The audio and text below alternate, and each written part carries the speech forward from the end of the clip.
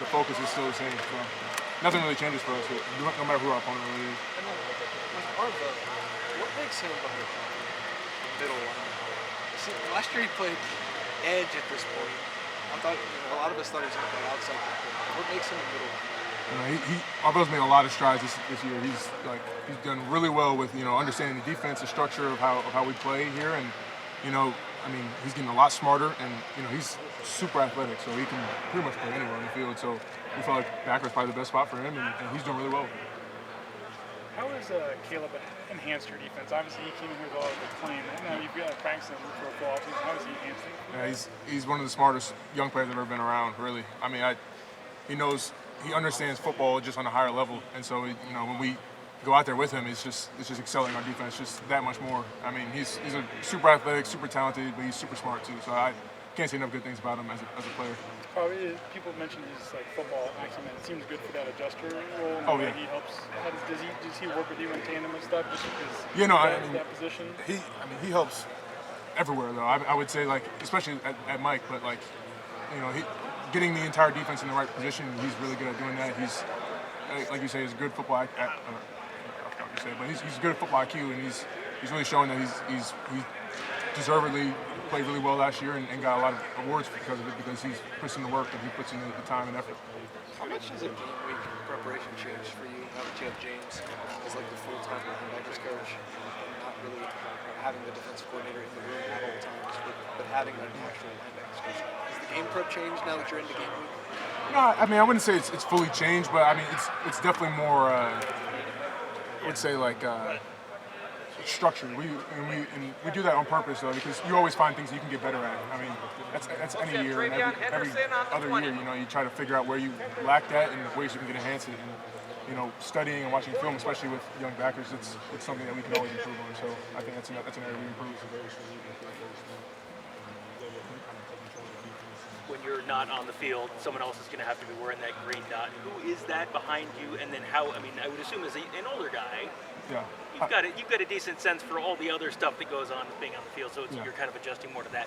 For younger guys, what has that adjustment been like for that? I mean, it's definitely not easy. I don't exactly know who the next green dot would be, but it's new for everybody. I would say, not even just older guys and young guys. And I think it's really good for guys who are getting ready to go to the NFL. It's preparation for that next level.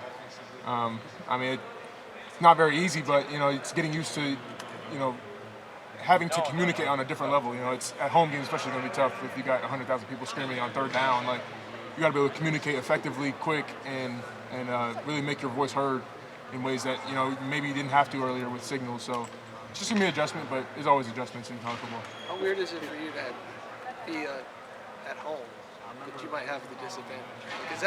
Is that weird for you?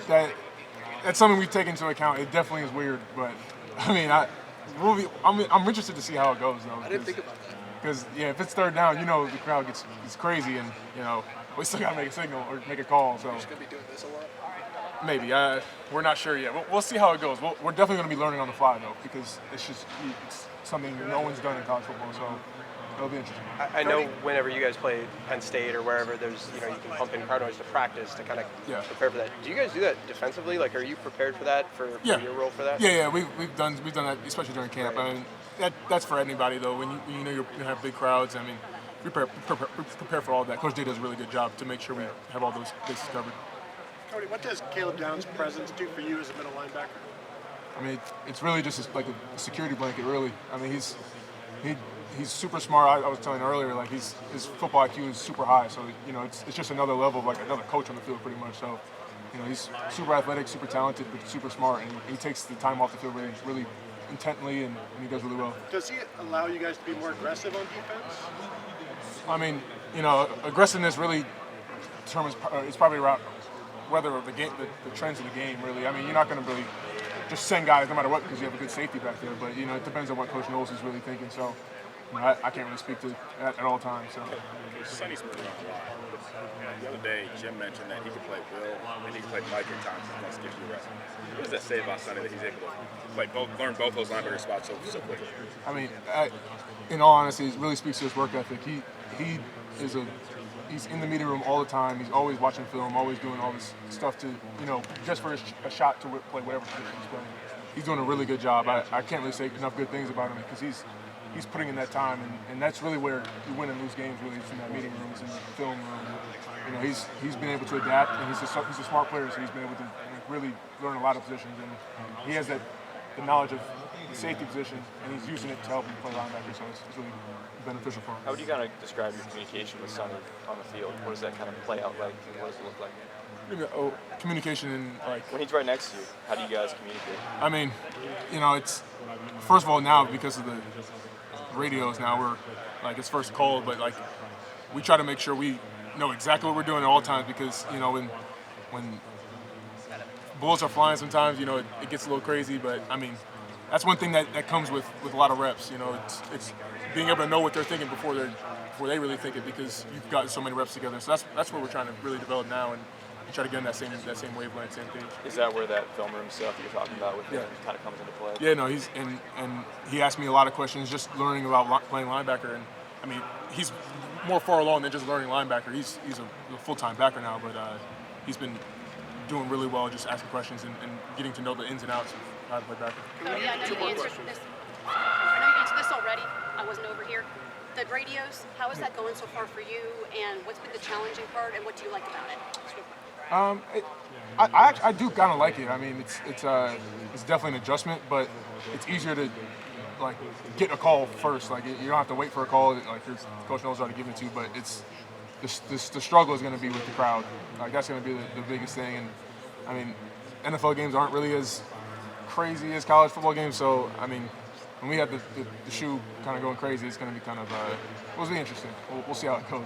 But we've been working with crowd noise and everything, so it's not. What is it actually like in your ear? When does it? We know it turns off at 15 seconds. When does it turn on? What are you hearing? Like, how quickly are you getting a play call? Do they stop talking so you can relay the play call, and then do you hear more about like, hey, watch this guy? If Coach Knowles can get your ear. Yeah, I mean, I know it's 15. I mean, I'm assuming it's open once the next play is over. There'll be enough time for us to get a call, but I'm not super worried about that. It's really just. We get our call and then we'll relay it, and it's not too much gymnastics really. It's pretty simple. The struggle is just going to be sometimes those mics go out, sometimes something happens, so you have to be able to work on the fly and adjust.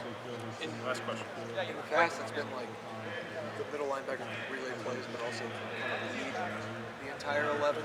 Now that you have to mark out orders, kind of tell them what the play call is, you had to adjust the way that you communicate leadership-wise on the field. Nothing really changes. I mean.